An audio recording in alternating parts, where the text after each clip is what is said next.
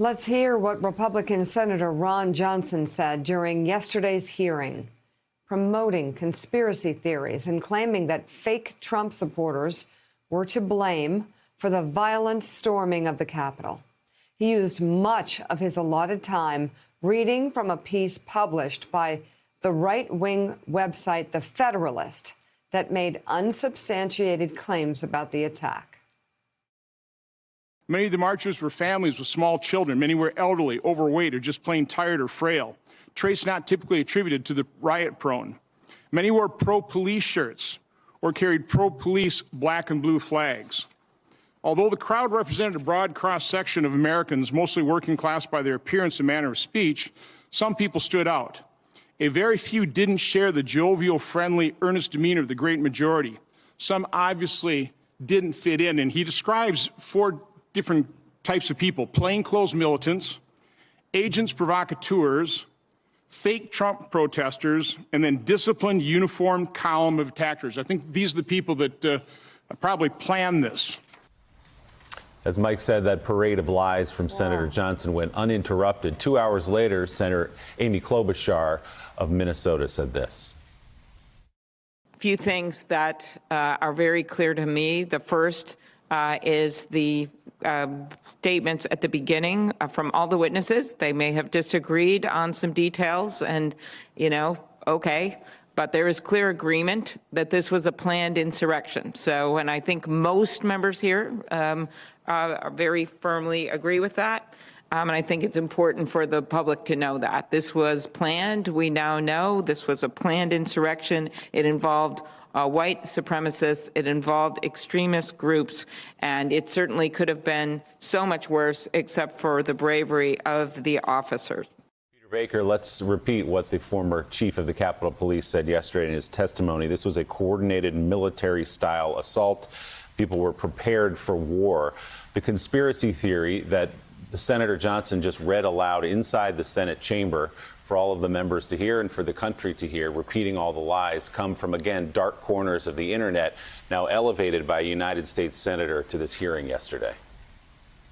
Yeah, it's a sign of the times that conspiracy theories have such traction in the halls of Congress, in the avenues of our government. Remember, we've always had conspiracy theories in this country. It goes with the territory, but they've never had, until now, until the last few years, sanction from the Oval Office and the halls of Congress in the way that they do now, right? That you don't believe what you see with your eyes. Don't believe all those people flying Trump flags, wearing MAGA hats, who are shouting pro-Trump statements, who have history of pro-Trump, dialogue online in terms of their social media. All of that's just a fake. This is what this really is just an attempt to discredit President Trump. And, I've seen this before, Willie. And, what I saw this in Russia. This is exactly the kind of mentality that Vladimir Putin used to say all the time. He would tell people that demonstrators in the streets were really fake agents of, foreign provocateurs. They were really American stooges. They weren't really Russians who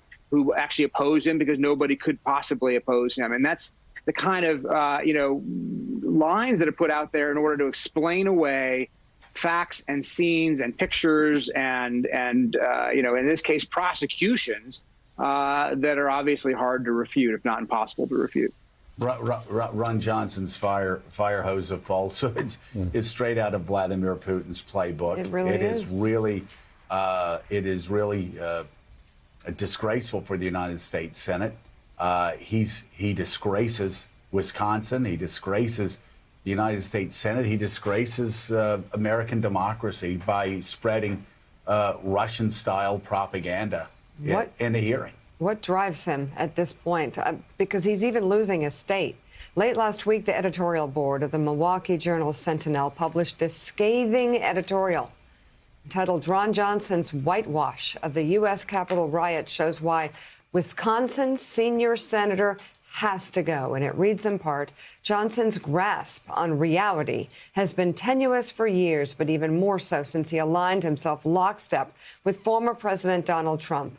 Since Trump left office, two kinds of Republicans have emerged: those who want to purge Trump and his cult of white supremacists and conspiracy theorists from the party, and those like Johnson who long for the return of their would-be king. Johnson must go. It is obvious that he won't do the honorable thing and resign after violating his oath to support and defend the Constitution. By what he has shown of his character, there is no reason to believe he will keep his campaign promise to not run for a third term when this one expires. Let's throw these featherweights out of office, Wisconsin, so no one is ever tempted to follow their despicable path again. Hey, thanks so much for watching our YouTube channel. You can follow up on today's top stories and breaking news, or catch up on your favorite MSNBC shows all in one place. Download the NBC News app today.